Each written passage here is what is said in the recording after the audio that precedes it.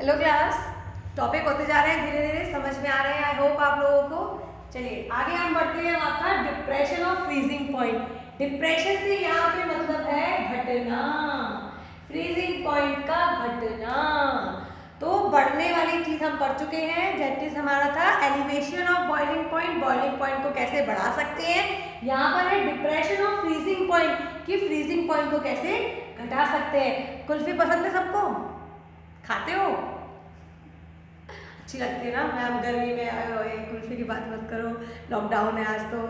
ठीक है, तो क्या होता है बेटा, आपने देखा होगा कुल्फी को जब वो निकालता है उसके कवर में से, तो स्टार्टिंग में आप जब उसको लिक करते हो तो थोड़ा सॉल्टी सा लगता है। ठीक है, थोड़ा सा वो क्या लगता है, सॉल्टी लगता है। तो मतलब क्यों लगाता है वो, नमक क्यों डालता है? ये तो मीठी चीज़ है, नमक क्यों डालता है? क्यों डालता है पता नहीं, कभी सोचा नहीं। तो भैया बायो से ऊपर उठो, थोड़ी केमिस्ट्री की चीज़ें भी सोचो, है ना। तो क्या होता है कि वो सॉलिड आपका सॉल्यूट ऐड करके उसके फ्रीजिंग पॉइंट को घटा देता है। मतलब जो चीज़ पहले अगर 100 केल्विन पे जम रही है,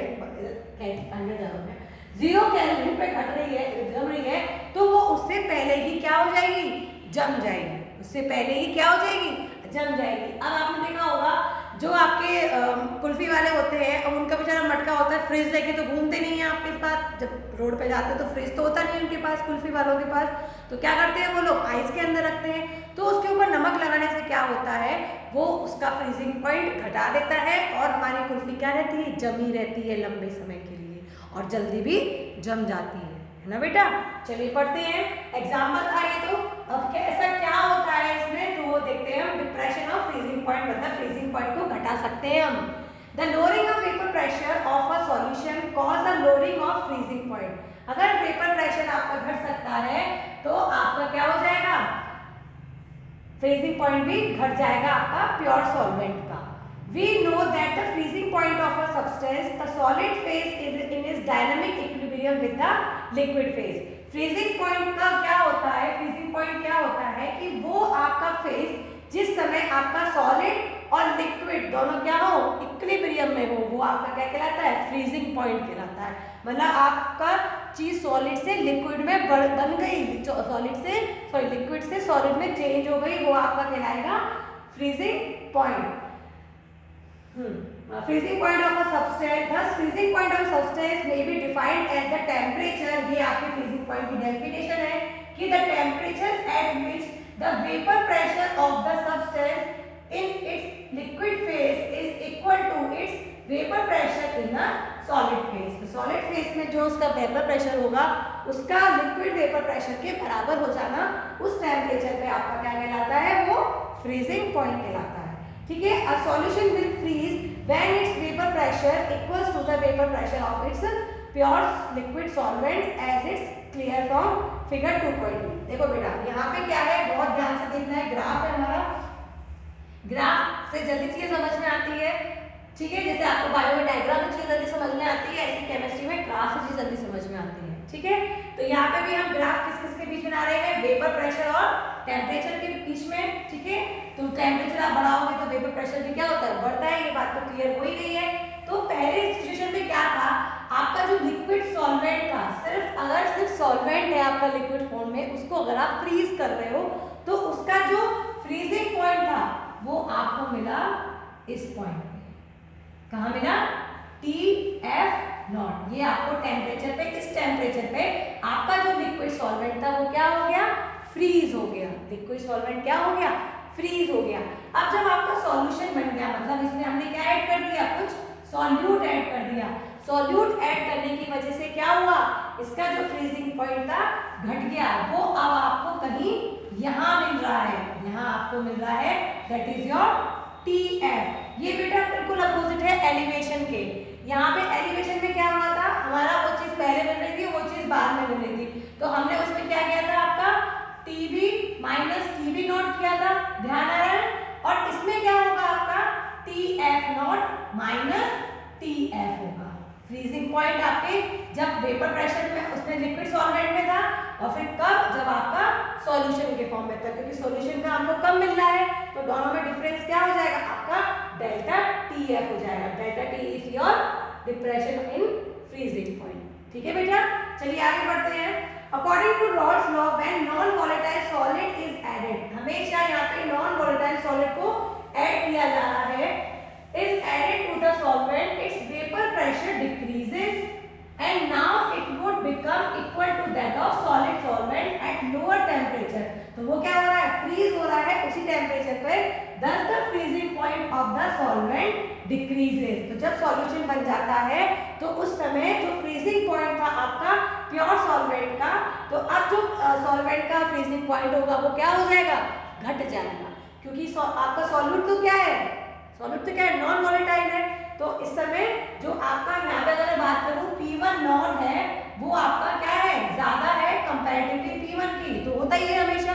ठीक है, तो आपका वेपर फ्रीजिंग पॉइंट भी क्या होगा, आपका इस समय ज्यादा होगा और इसका फ्रीजिंग पॉइंट आपको क्या मिलता है, कम मिलता है। ठीक है बेटा, अब यहाँ पे भी वही पिछली बार की डेरिवेशन करेंगे, अगेन आपको फॉर्मूला मिलेगा, let TF be the freezing point of the pure solvent and TF will be the freezing point of a non-volatile solute is dissolved in it। ठीक है, तो the decrease in freezing point क्या हो जाएगा आपका, delta TF is equals to delta TB naught TF naught minus TF। Simple है, चलिए देखते हैं इसको और आगे।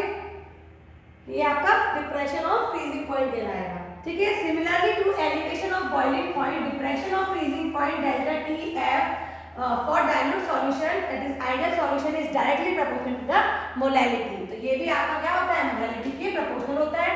प्रोपोर्शनलिटी कांस्टेंट आएंगे, आपको एक और कांस्टेंट लगाना पड़ेगा, दैट इज योर KF, और KF को हम क्या बोलेंगे, फ्रीजिंग पॉइंट डिप्रेशन कांस्टेंट और मोलर फ्रीजिंग कांस्टेंट। क्लियर है, जैसे वहां पे हमने उसको बोला था बॉइलिंग के लिए, तो यहाँ पे हम उसको बोलेंगे फ्रीजिंग के लिए। चलिए आगे बढ़ते हैं, ये इस नाम से भी आ जाते हैं साइक्रोस्कोपिक। ठीक है, चलिए the unit of KF is kg mole inverse, वहां पे भी यही था, यहाँ पे भी यही है, क्योंकि यहाँ पे भी क्या है, मोलैरिटी के बराबर आ रहा है आपका। Value of KF for some common solvent आपको दिया हुआ है बुक में, if W2 grams of the solute having molar mass of M2, वही बेटा सेम आपको फॉर्मूला मिलेगा बिल्कुल उसी की तरह, TF भी आपको सेम मिलेगा, बस TF का डिफरेंस क्या होगा, यहाँ पे ये इंपॉर्टेंट चीज है कि यहाँ पे क्या होगा, ज्यादा बॉइलिंग पॉइंट किसका था, नॉट का था, और माइनस TF, ये डिफरेंस है। और जो हमने TB निकाला था डेल्टा TB, उसमें क्या था, TB माइनस TB नॉट था, ये डिफरेंस है दोनों में, बस और कुछ नहीं है। सेम फॉर्मूला आएगा, सेम चीजें आएंगी, बिल्कुल डिट्टो। ठीक है, बस यहाँ पे डिफरेंस आपको ये रखना है कि जो TF है वो ये वैल्यू देगा किसके अंदर, डिप्रेशन के अंदर, और बॉइलिंग के टाइम पे आपका वैल्यू ये देगा, बहुत ध्यान रखना है इस चीज का। ठीक है, thus for determining the molar mass of the solute we should know the quantities W1 W2 delta TF। वही है, इनमें से कोई भी चीज नहीं दी होगी, कोई एक चीज आपको निकालनी होगी, जैसे पहले न्यूमेरिकल किया था हमने, उसी बेस पे ये आपको दिया हुआ है बिल्कुल। चलिए आगे बढ़ते हैं,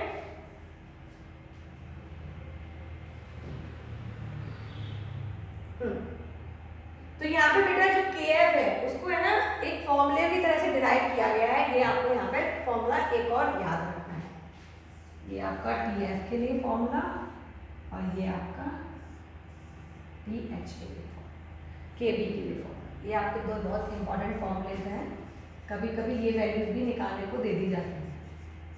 ठीक है, the value of KF and KB which depends upon the nature of the solvent can be ascertained from the following relation। तो इस तरह से आप इसको सॉल्व कर सकते हो। R हमारा क्या है, गैस कांस्टेंट 11th में। ठीक है, R हमारा गैस कांस्टेंट, M आपका बताइए molar mass of the solvent, molar mass का M पहले ऊपर से पढ़ते हुए आ रहे हैं, TF हमारा जो निकाला थी वैल्यू, आपको TF जो मिलेगी उसका square upon 1000 into delta fusion H। ये क्या है डेल्टा H फ्यूजन, जब आपका कोई भी लिक्विड सॉल्यूट में सॉलिड में चेंज होता है वो आपका होता है डेल्टा, उसको जितनी हीट दी जाती है या जितना टेम्परेचर उसको दिया जाता है वो आपका कहलाता है डेल्टा H फ्यूजन, और ये आपका डेल्टा H वेपर, किसी लिक्विड को वेपर में चेंज करने के लिए जितना टेम्परेचर दिया जाता है वो आपका कहलाता है डेल्टा H वेपर। ठीक है, तो यहाँ पे सारी वैल्यू आप पुट करने से आराम से KF निकाल सकते हो, या फिर इनमें से अगर आपको कोई भी चीज़ दी हुई हो, कोई चीज़ एक नहीं दी हुई हो तो भी आप इसलिए निकाल सकते हो। तो ये दोनों फॉर्मूले भी बेटा क्या है, बहुत इंपॉर्टेंट है। ठीक है, चलिए आगे देखते हैं क्या दिया हुआ है। ये आपको टेबल दी हुई है, आपका बॉइलिंग पॉइंट सॉल्वेंट का और उसका फ्रीजिंग पॉइंट और बॉइलिंग पॉइंट दिया हुआ है किस किस टेम्परेचर पे, और ये आपको केबी और केएफ की वैल्यू दी हुई है टेबल में। ये वैसे आपको अगर एग्जाम में मोस्टली दे दी जाते हैं, ऐसे आते नहीं है। ठीक है, चलिए क्वेश्चन सॉल्व कर लेते हैं। फिर ये आपका नेक्स्ट टॉपिक जो ओस्मोसिस है और ओस्मोटिक प्रेशर है, अगेन इंपॉर्टेंट टॉपिक है। ठीक है, चलिए ध्यान देना है क्या क्या चीजें दी हुई है। ये आर वाला है, ठीक है। चलिए तो M2 का फॉर्मूला क्या निकला था हमारा, यहां से लिख लेते हैं अभी हाथों हाथ। हाँ, M2 निकला था आपका KF into W2 into 1000 upon TF into M1। यहाँ से मैं बात कर रही हूँ। ठीक है, चलिए तो उसी बेस पे आपको मैं वैल्यूज बता देती हूँ आपको क्या क्या कैसे दी हुई है, और उसके बाद आप देख सकते हैं कैसे निकलेगा।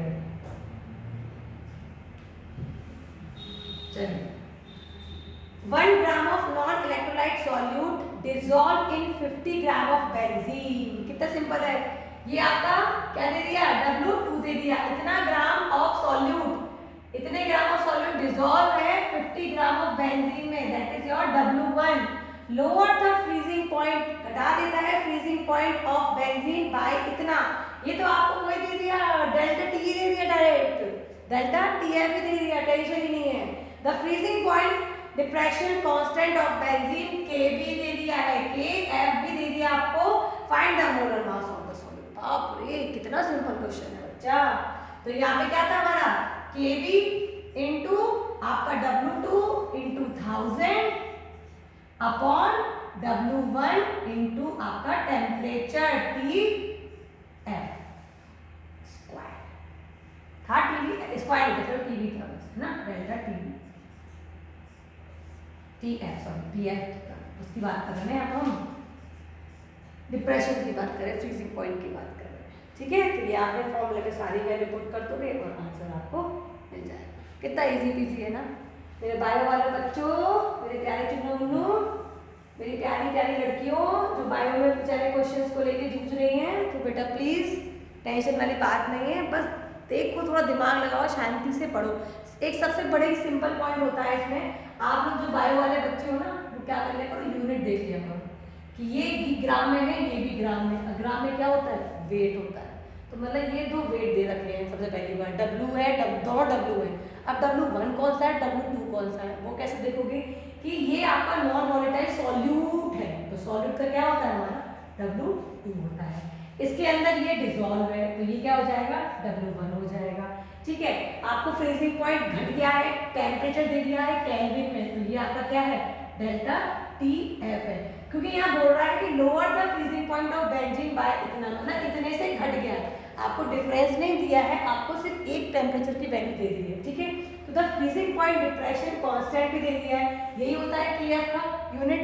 डिप्रेशन पॉइंट आपका कांस्टेंट दैट इज KF भी दे दिया है। Find the molar mass of the solute का मोलर मास निकालना है, मतलब M2 निकालना है। बच्चा बहुत सिंपल होते हैं न्यूमेरिकल, क्या दिमाग भी नहीं मारना पड़ता, पूरे पूरे नंबर मिल जाते हैं। इतना बकवास भी लिखनी पड़ती है, ये होता है, इतना हड्डी में ये होता है।